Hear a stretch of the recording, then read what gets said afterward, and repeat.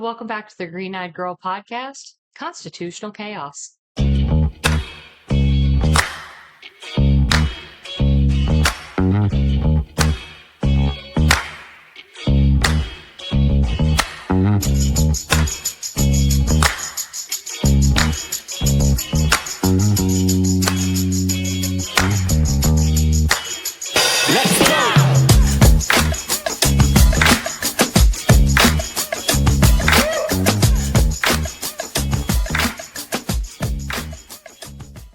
This is the reason we have this country.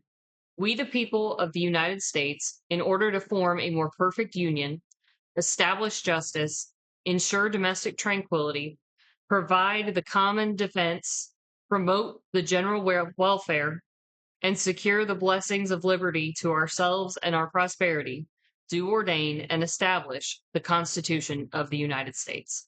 This right here, this opening statement, is what this is all about. It's to make it so we can all live very differently within our nations, but still get along and prosper as one and be defended as one. That's the point.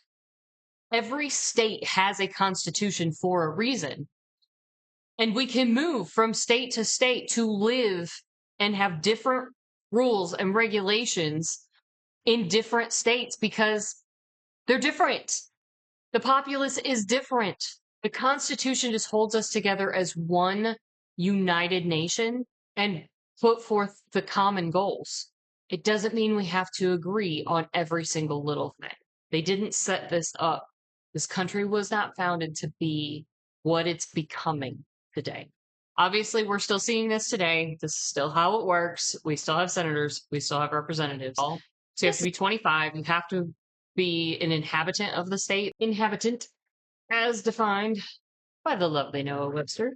Inhabitant, a dweller, one who dwells or resides permanently in a place or who has a fixed residence as distinguished from the occasional lodger or visitor. As an inhabitant of a house or cottage, the inhabitant of a town, city, county, or state. All right, so you have to actually live in that state, own a home in that state to qualify. And you have to have been a citizen for 7 years. Basically, this is why we have a census. So it determines how many people actually are in the state.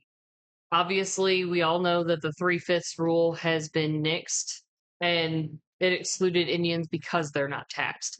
So this should also show you that taxing came originally from the state based on population, not out of your income. That's shocking.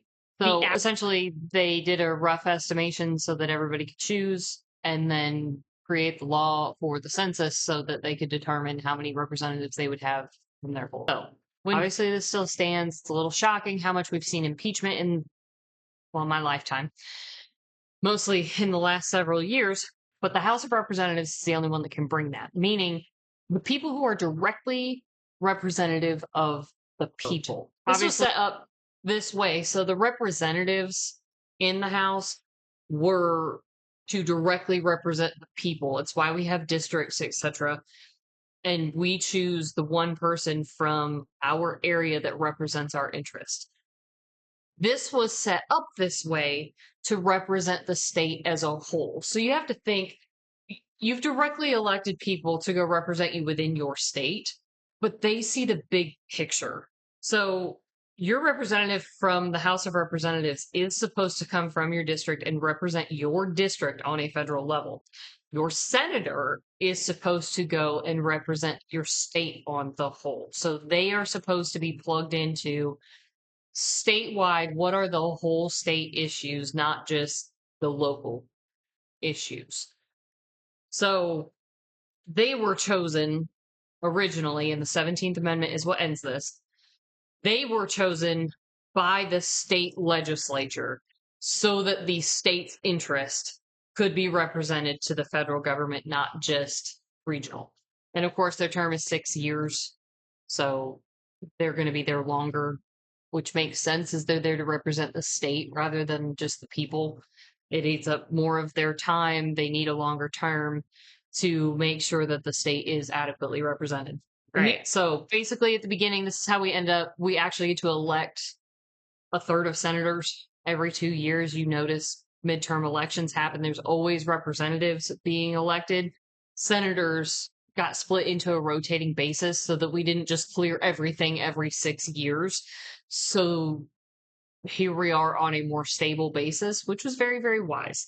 All right. So everybody knows Joe Biden's the weird one, right? Joe Biden was the one who actually got elected before his 30th birthday. They had to wait to swear the man in until he actually turned 30. So he walked a very fine line, and it may or may, it's a very fine line. He didn't get sworn in until he was 30, but at the same time, he probably should have had to have waited one more year before he actually ran. 9 years a citizen of the United States. And again, we've already talked about inhabitant of the state. So same setup as the House of Representatives, different age category because they're going to represent the state on the whole, which means they have to have a better idea of what's going on. They have to have been here longer, etc. All right. So we just recently saw this when JD Vance had to cast the deciding vote on Pete Hegseth for confirmation. So unless it is a direct split down the middle, the VP is just there. So bringing impeachment proceedings and actually being convicted and impeached are very different. And even if someone is impeached, all they are is removed from office. They can't make any money off the United States anymore, and they can't get any other office. Okay. If they decide to bring charges, it will be separate. Your state decides how elections are held unless they're overridden by the House. You can actually get on government websites. They have calendars for when they're in session, when they're not, when they're to be in the district, when they're to be home, or I guess when they're allowed to be home and not in the district, etc. So there is a structure to this, and you have every resource to actually go look it up. Quorum: a bench of justices or such a number of officers or members as is competent by law or constitution to transact business. All right. So basically, they have officers that decide and make and verify you are of the proper age. You do live in the correct area. You do inhabit the correct area. You have been a citizen long enough, etc. The elections were fair. You are in. There has to be a certain number of people there to actually do business of the day when they're in session. Some people can go home, but they can be recalled. If you don't show up when recalled, there is an entire list on the government website that dictates everything, all the different consequences, etc. If you want to go look it up, you can. I did not do a super thorough look through because it was like 30 pages and I have a life. So it is actually on the government website. Quick Google search of consequences of not showing up to House or Senate, etc. It'll pop the whole thing up, so you can go actually look at what's going on. Obviously, you can't just have like 5 people show up in the House of Representatives. There's a ton of people. So they do actually have all the rules and regulations. So you can go look at what the quorum is required to do business. But I believe it was Thomas Massie actually like demanded everybody come back, and he rolled up into DC during COVID. So if there is somebody who's just not showing up or is just disorderly in general, and frankly, I see a lot of this on both sides of the aisle. If 2/3 of the members are just sick and tired of dealing with these people, they can kick them out. So it's essentially like a mini impeachment to get rid of them. I would actually like to see that happen more often than it does. I think they're all probably a little too tolerant and a little too dependent on their party. So this is how we know how everybody votes. Basically, they're just keeping a record of what all's going on. We're going to look at journal. Per Noah Webster, a diary, an account of daily transactions and events, or the book containing such an account. So basically, there's somebody taking notes at all time.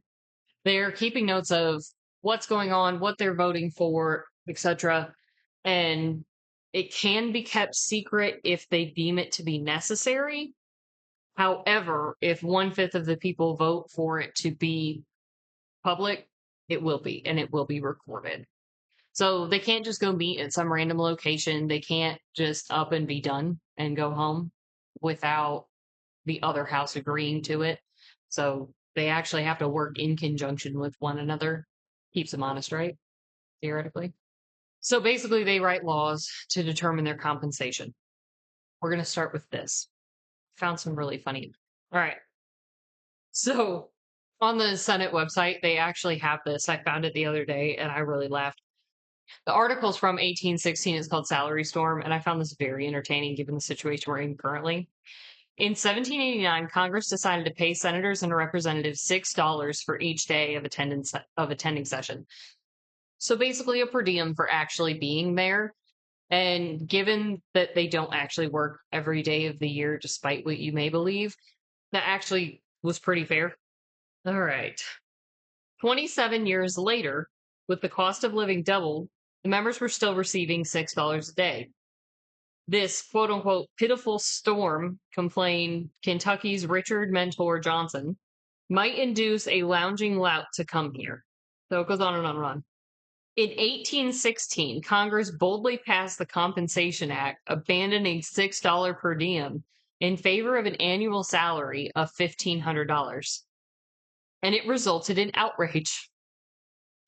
So they all actually ended up getting voted out. The people were just livid. So to put this in perspective, back in 1816, I actually went and looked up. It's essentially roughly like $150 to $160 a day in today's currency. So yes, it's low, but it's a per diem. You're traveling. You are not there. You are not required to be there every single day. You're only required to be there certain days of the year. So a per diem actually seems relatively fair because you should be working back home. You should have an income back home, which of course today we don't. So the fact that they got the people got absolutely outraged and voted everybody out after that is peak hilarity. Congressional salaries and allowances in brief, and it was updated June 27th of 2024. I wanted to make sure everybody actually understands where we stand today. The compensation for most senators, representatives, delegates, and resident commissioner from Puerto Rico is $174,000 a year. The Speaker of the House is $223,500. The President pro tempore of the Senate and the majority and minority leaders of the House and Senate is $193,400. My word. I don't know about you all, but I definitely don't make that kind of money. So total working days for the House of Representatives is 136 days. They have the entire month of August for $174,000. I don't know. Do you guys work less than half of the year for that much money? Because the average salary in the United States of America is $55,000. And the Senate's roughly the same. So on average, we actually work 260 days. And they're working 136. So they're actually working 124 days less than you. And that's their salary. I don't know about you all, but that doesn't make me pleased.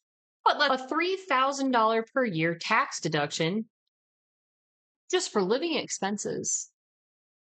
Do you all just get $3,000 that you can just write off on your taxes? I sure don't.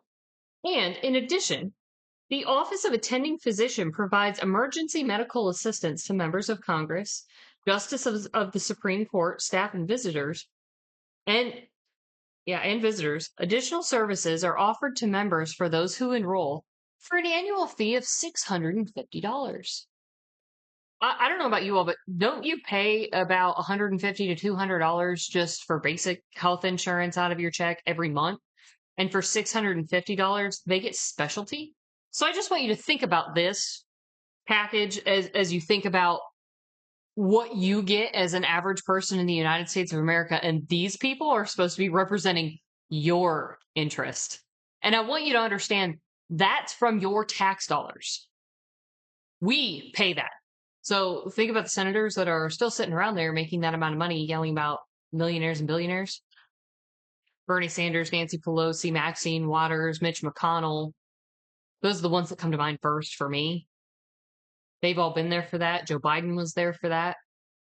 If that doesn't make you angry, I don't know why it wouldn't, because this is supposed to be people who are representing you and your interest. But I don't know how someone can represent your interest and not actually have the burdens that you do.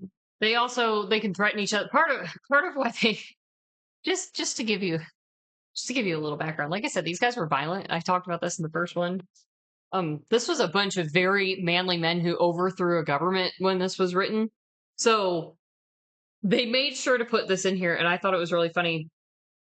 They also can't be arrested for speech or debate in the House, and they're not to be questioned about it in any other place. So basically, like, if you're in the heat of the moment and you're arguing and you threaten somebody, the cops just can't come and question you about it later. Like, they actually acknowledge the fact that there should be some heavy discord in there. I thought that was pretty great, personally. So basically, while you're serving in office, you can't have somebody holding your salary back for you or anything like that. It can't. Basically, you lose everything if you were in a civil office for the United States of America and you left to go be a representative for your district or a senator for your state. They can't hold these things for you. It's 100% unconstitutional. You can't profit from it in any way. So this was actually set up so that these monsters couldn't leech off of us.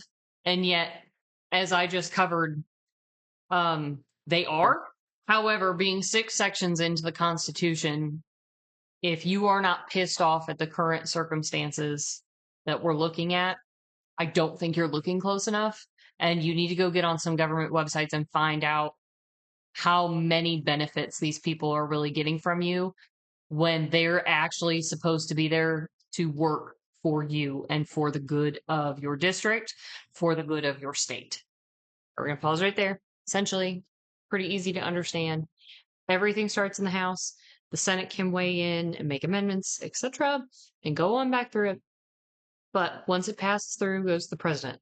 He has 10 days, not including Sundays, to review and either sign it or send it back. If he sends it back and has objections to it, they have to circle back, go through the whole process again. Done. Easy peasy-ish. So this is where having a president who doesn't align with the party in power. Okay, I don't like parties anyway.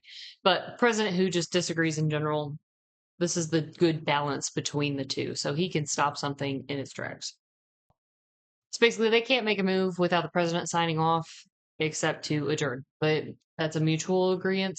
So as long as the Senate and the House is happy, they can go home. Business is done. But everything else, the president has to approve.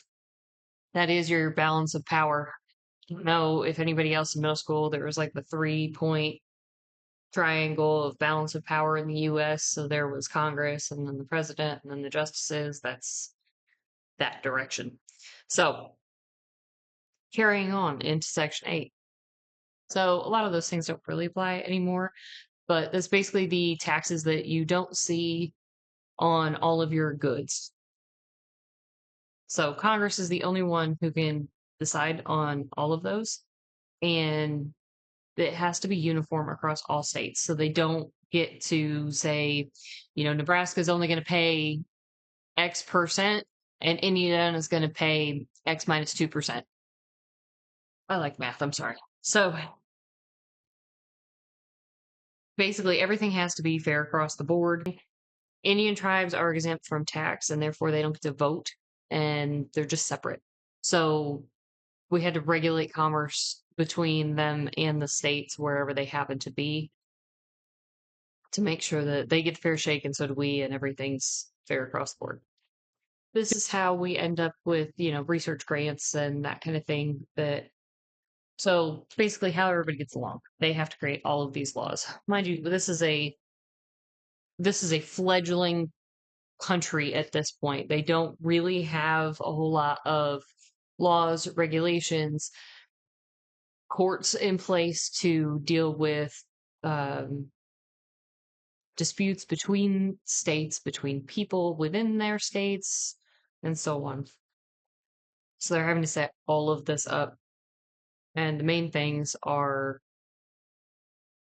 having the laws in place so that they can quell insurrections and repel invasions. So if you recall, during the Revolutionary War, it was militias that repelled the invasion of the British, which was more of an occupation at that point than an invasion, but still.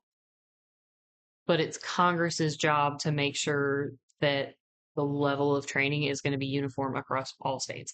That way, you don't have one state that is vastly undertrained and one that is just a powerhouse.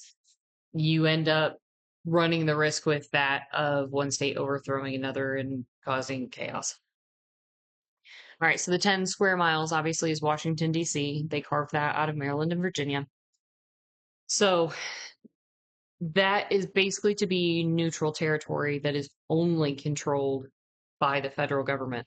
So all of these things where they're saying Washington, D.C. needs statehood or cityhood or whatever is bullcrap and 100% unconstitutional. Isn't that fun? They're also working with every state to make sure that there's ports and everything else needed in states to have their militias taken care of and their dockyards and federal buildings. Everybody knows there's federal buildings all over the place. They're not just in DC.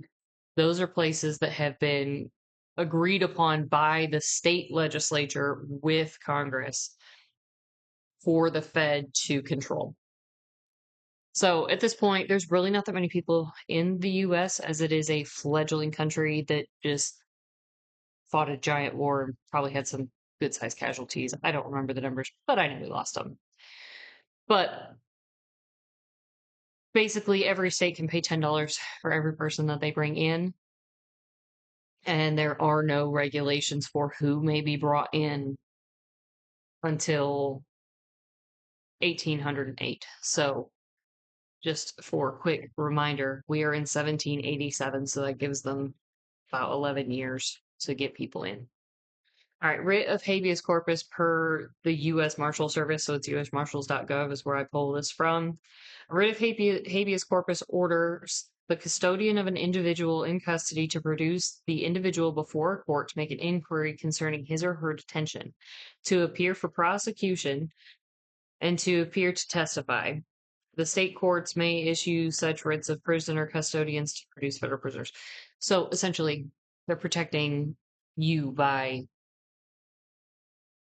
you have to know what you've been arrested for. They have to provide the proof that you should be detained, you should be tried, you actually get a trial. This all predates everything. No bill of attainder or ex post facto law shall be passed. So ex post facto just means after the fact. So they can't go back and decide that something's a crime and arrest you for it in hindsight. They're not allowed to do that. So they can't, until the census is done, they can't change the taxes. If you recall from the beginning, taxes and your number of representatives are based upon the census. This is my favorite one right now. I'm very pro Doge. Sue me, I don't care. I'm pro Doge because I've wanted to know where my money went, and it's actually in the Constitution. Okay? It's in the Constitution that they have to tell us where our money's at, where our money's going. So essentially, all of the things that the federal government is supposed to be doing, the state's not allowed to just usurp and go do. They have representatives in Congress for a reason. This is the reason. These things have to be made on a federal level. They have to apply to all states because it doesn't make sense for treaties or money or anything else to be happening within a state and not on a federal level. We all know we have to pay customs and duties. If you ever leave the country, go buy things in a foreign one and come back, you have to pay the customs on it. All of that money goes to the Fed. It does not go to the states. The states have to collect it. Obviously, you're flying into an airport in a state. However, that is all federal money. So they can't just make up any law and decide that, oh, hey, we're going to have extra duties and it's going to go to our state. They're not that special. We'll just do this. In case Canada comes down, if Canada comes down and invades Michigan, they may go to war. Canada comes down and decides to fuck around and find out. If they enter Michigan, Michigan has fair warning. They don't have to wait. They can just go to war. Doesn't matter. Do not pass go. Do not collect $200. Done. Because an invasion has started. Outside of that, no, you need to wait. Okay, unless somebody's actually coming and really, truly threatening you, you need to wait for Congress to do these things. They had to create an entire foundation, and they had to work together to create the entire foundation of this country. And this is what dictated how they were going to go about that. Obviously, there's tons of laws that are not directly in the Constitution, but this is the benchmark. So anything that deviates from this, not okay. The president chooses a running mate, and that's the vice president. Now, back in the day, they actually had to cooperate. So it was actually the 25th Amendment that changed the way the vice president is selected. This to me seems way more fun, and I'm just trying to picture Trump and Kamala Harris getting along. Come on, guys, that's fun. All right, so I'm gonna pause right here and talk about the Electoral College. So, in recent years, more than I ever thought I'd see in my lifetime, there's a lot of people that call for ending the Electoral College. But the founders were very, very smart in creating the Electoral College. And it's because they didn't want to see mob rule. Probably they knew enough about Rome to make sure that they didn't make those mistakes again. So I just want to put this in perspective. So I went through and I got the 5 highest population counties in the US. And then I got the population of 50 states. So the 5 largest counties in the U.S. are LA County, Cook County, Harris County, Maricopa County, and Orange County. So essentially that's Los Angeles, Chicago, Houston, Phoenix, and Anaheim and Laguna Beach, which is basically the outskirts of LA anyway. The total of those 5 counties is 27,227,000 people, roughly. That's a lot of people. And as we already talked, the states were all independent nations. So if we actually just did a straight majority vote for the president of the United States, just to give you perspective, those 5 counties alone, which is essentially like half of California, Chicago, Houston, and Phoenix, could outvote 17 states. So the 17 states with the lowest population are Wyoming, Vermont, Alaska, North Dakota, South Dakota, Delaware, Montana, Rhode Island, Hawaii, Maine, New Hampshire, West Virginia, Idaho, Nebraska, New Mexico, Kansas, Mississippi, Arkansas. We see this every presidential cycle. There's the vote, and then there's the electoral votes, and then there's the counting thereof. Yeah. No person. So you'll notice everything else has been inhabitant. Now we have switched to resident. Resident, one who resides or dwells in a place for some time. So they don't have to be here permanently. They can have traveled, but they have to have been a resident here for 14 years. So you have to be a natural born citizen. Obviously, no one's still alive from the time the Constitution was brought together. So you have to be a natural born U.S. citizen, period. That's it. And 35 years and 14 years residing here. So you can't have gone and been an expat living over in England and start running for U.S. president. You can't. You have to be here for 14 years. Basically, it's any kind of pay. Your salary can't sit around and be gathered for you. So whatever he comes in making is what he's going to make the whole time. They can't give him a raise. They can't take it away. That is where the Constitution, if you watch Inauguration Day and you actually see a president getting sworn in, that is literally penned in the Constitution. The words that he says are penned into the Constitution. Any president who ever gets impeached, or any person who ever gets impeached, obviously that really only applies to the president. That's the one thing that cannot be pardoned. So you can't have a buddy that was president that got impeached and actually went all the way through and pardon that so that then they can hold another office, because we already discussed the only thing that's guaranteed by actual impeachment is that they can't hold any other office and they can't make any money off the United States.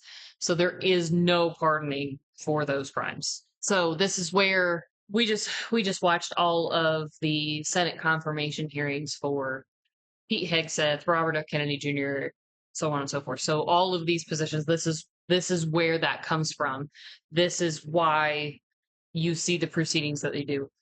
It makes it so the president can't just unilaterally do things without the states actually consenting to it, because what these people do affects the state. But say something happened to RFK Jr. and he's out of commission, and it happens right at the beginning of August, the president can put someone to hold that position until the Senate returns to session in September and can actually hold all of the same votes and the same hearings to make that actually go through. That's all that's saying. A State of the Union that's not your usual State of the Union address. He's giving all of the updates and bringing things to their attention that he thinks need to be taken care of. I think that's the first time in my knowledge that that's happened, not at the prescribed time of the State of the Union. But this is why we have these things that are actually required to bring the charges: treason, bribery, and high crimes and misdemeanors. I didn't have anything in here that was crazy to me. No fun facts. Might be a little dry. If you're lucky, it'll be short. Anyway, let's dive into Article 3. Basically, they're completely constrained by the Constitution and treaties that exist. There was a section in Article 1 where they discussed treaties, and that treaties were the only thing that kind of usurped the Constitution. But even then, that's with foreign power, so it's just a little different. So basically, the Supreme Court's here, they are the absolute end. So you can appeal and you can go to higher and higher courts, but ultimately, if they make the decision, that's it. Period. End of story. We're done. We're moving on. It's really what I just talked about. It's automatically the Supreme Court is going to rule, is going to be completely in charge in that circumstance. So your states being involved, your ambassadors being involved, your public ministers and consuls being involved, they are the court. Everything else starts at a lower court. That's all they're getting at. I do like, though, that they made sure to throw that in there. Cases of impeachment, you don't get a jury. Again, that's all tried by Senate. You don't get a jury. It's the states are going to handle that situation. So everything else, though, you do get a jury. Treason's harder to bring because of that. You have to have two people who actually saw the overt act, or you have to confess to it, which is more difficult. So that's why you don't see a whole lot of treason cases. They basically lose all rights under the Constitution is kind of what they're getting at. That's all I got for you. So judicial power takes care of all of that. That's something that really can only go through the Supreme Court. So you commit treason against this country, you lose everything. This is basically the states have to provide all of the information back and forth so that everybody knows if somebody was a criminal in that state, they're also a criminal here, so on and so forth. And they know, it basically just promotes working together between the states and unifying all of the records. So basically, one state can't hide their information from another state. Any laws that are active in the state, if another citizen comes in, you get the same treatment. Again, just uniformity. You can't say, oh, well, you live here, you're not allowed to do this. It doesn't make any sense. While you're in that state, if something happens, you're covered under their laws. From one state to another, you've broken a law in one state and you've tried to flee and hide in another. If the governor says, hey, give me back my person, you're going back. It's a different time back then. If you owed somebody a debt and you were working it off and you tried to run away to another state, you're going back. A few years ago, we had there was like a mini state erected out, I believe it was in Portland. I think it was Portland. Don't hold me to that. But they were trying to basically create their own mini state within the state. Yeah, 100%. Constitution says no. Can't do it. Your state can't be a monarchy. Your state can't be a dictatorship. You're guaranteed to still have a republic. Guaranteed to still have basically the mini setup of everything that is set out in the Constitution. It's really just, hey, don't fight. Here's how we're going to keep the peace. Here's how we're going to make sure that everyone gets a fair shake. I like it personally. I think it's worked very well. I like that every state can have its own laws and little nuanced details, but you're not just going to accidentally wander into a tyranny, and except in special cases of COVID. The Constitution version of the Get Along shirt. If anybody's seen those when your kids are fighting, this is the Get Along t-shirt section. Basically, in that 21-year period where we're still bringing in a bunch of citizens and all of that, you can propose things, but you can't affect states having suffrage or articles or the first and fourth clauses of the ninth section of the first article. So we can go back to that. So the fourth clause was the time and place and meeting of the senators and representatives. So basically, you can't affect the timing and anything that was in Section 4 or in Section 9, which was the bringing in of people into states. So you can propose, we can have another convention, we can change things, but we're not going to stop them from meeting. We're not going to stop bringing people in, because that window was created, that 21-year window, where anyone can come in and become part of the United States of America that any state has decided that they want for $10 a person. So that is not going to be interrupted. So basically, the formation of the Constitution did not nullify any debts that we owed prior. They were making sure that everybody knew we're not just wiping the slate clean. You don't get forgiven of all debts. Anything that was there under the Articles of Confederation still exists. We're still going to hold you to it. I actually discussed this back in one of the former episodes. There was the part about the foregoing powers. So basically, it is reiterating, hey, all of the laws, all of the debts, that is all still there, even if we've started this new government. We are still the same people. In Article 2, they actually had the oath of office for the president. This is where they've decided, hey, everybody in the legislature is going to make the exact same oath of office, because this document is the most important thing to keeping this nation together. We're too many nations.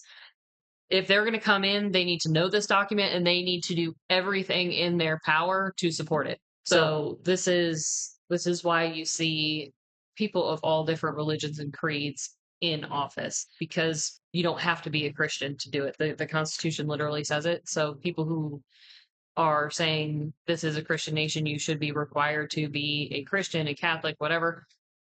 This is just, we have all agreed, this is the law of the land, period. End of story. So this is the original Constitution. This was how we really began. And this was the document. This is what we agree to amongst states to stay together. So a violation of this document is a violation of contract. Okay, this is literally their notes. This is why they got together. So remember, we talked back in Article 1 about keeping journals. This is the journal. Why this is important. They didn't want the government to abuse its powers. They literally are getting together to put the power back to the people. Understand this. Okay. So I actually talked about in the last episode, these people came from other countries where there was a state religion. So Great Britain at the time, they had the Church of England. They still do. But you weren't allowed to be a Protestant if the king said they were a Catholic nation, and back and forth. So they don't want that here. So you are free to be whatever religion you want and practice it, so long as it does not violate the rights of anyone else. So they shall make no law abridging the freedom of speech. No law. I think that's pretty clear. And you can peaceably assemble. It is not peaceable to assemble if you're throwing bricks, lighting things on fire, blocking traffic, because then you're infringing upon people's rights. I hope that's very clearly and plainly understood. The blocking of highways, blocking of ambulances getting to hospitals, that is not peaceable. Government. We should probably exercise this more often. I feel that the government tends to overreach more than it should. We should petition them more often, and we should push back. Shall not be infringed is pretty fracking clear. It means that any gun law violates, and everyone that's actually gotten tried by the Supreme Court in recent history has been obliterated. They can't just come into your home. They can't come and take over your home.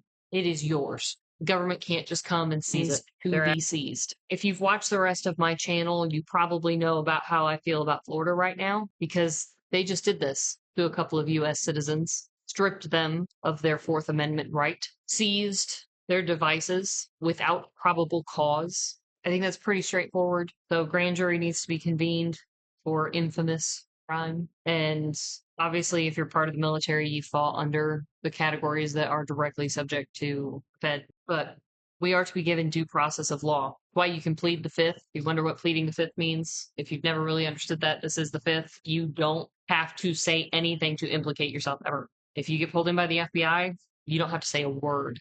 I would actually advise, if you get pulled in by the FBI, not to say a word.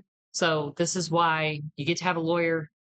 The people who are making the accusations, they have to come and face you. Speedy and public trial. I mean, I guess by the rest of the world standards, we're fairly speedy. There's ways to delay things, but public is kind of a big deal. There's several cases that probably should have been a little bit more public than they have been. This is like, you have small claims court. You don't have a jury for small claims court. That's essentially what this is saying. So once you get into exceeding $20, I'm pretty sure we've just put inflationary standards on that, and that's where it cuts off. But after that, you have a trial by jury, and do not fall for the jury trial line. You want a trial by jury. Use that specific language. If that specific language is not used, you are being conned. Basically, you can't use the Constitution to strip other people of the rights that they already retain. In recent years, the overturning of Roe v. Wade, it made a lot of people mad because they want that to be like the law of the land.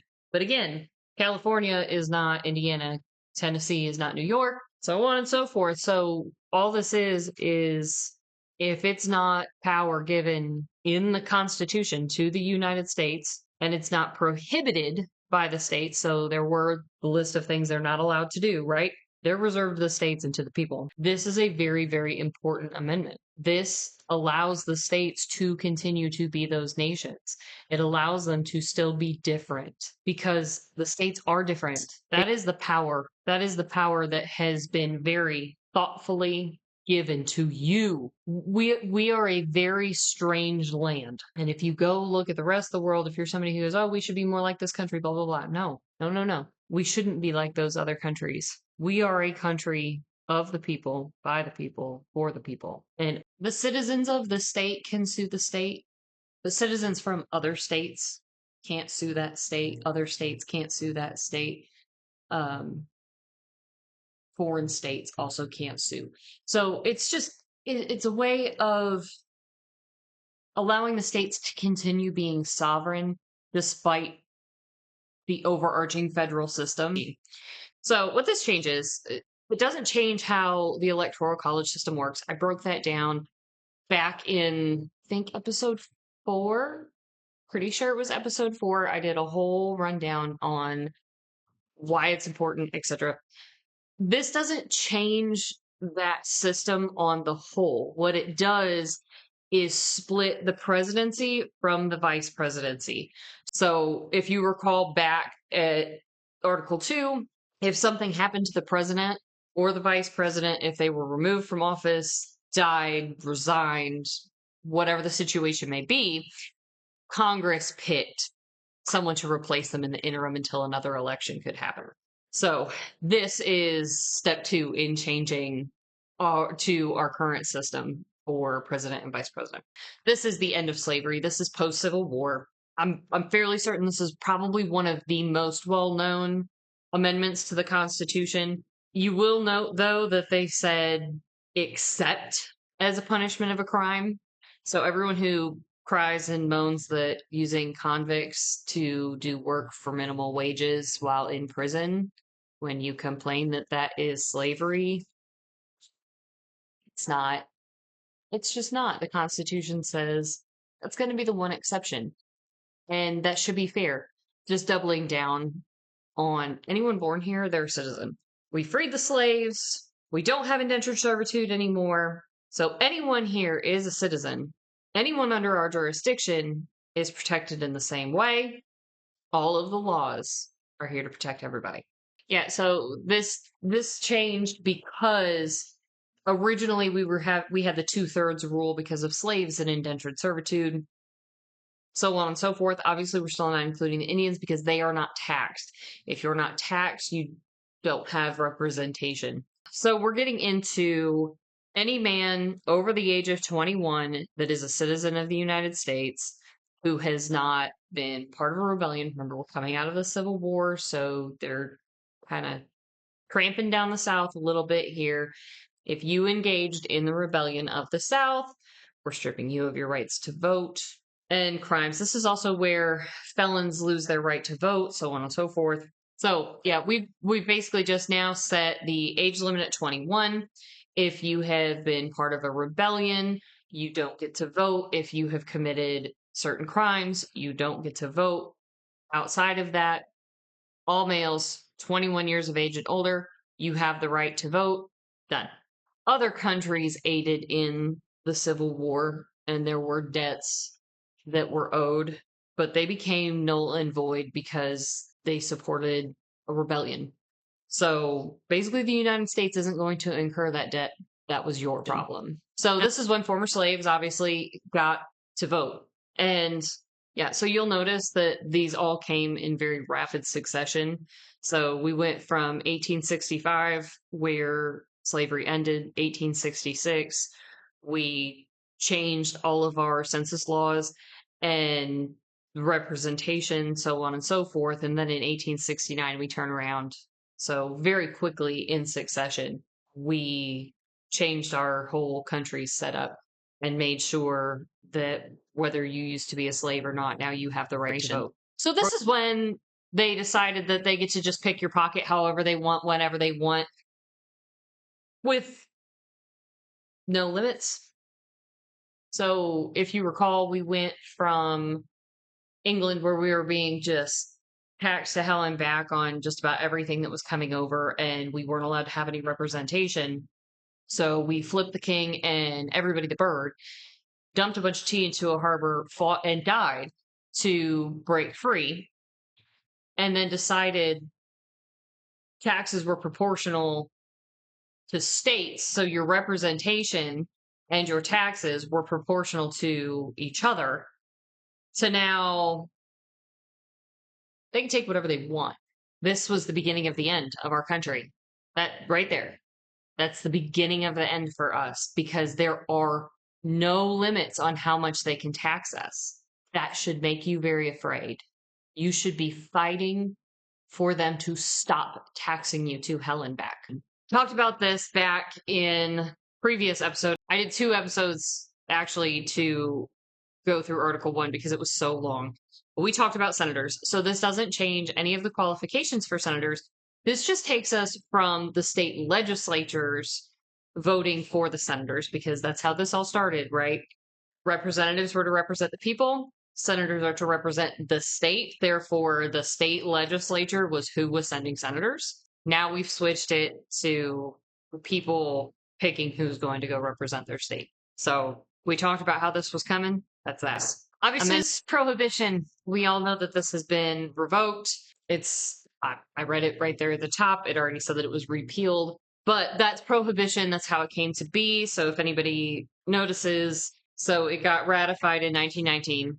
Therefore, 1 year later was 1920. And that's, everybody talks about the 20s, right? Speakeasies, big thing, bootlegging. There it is. So when women got the right to vote, right there in 1920.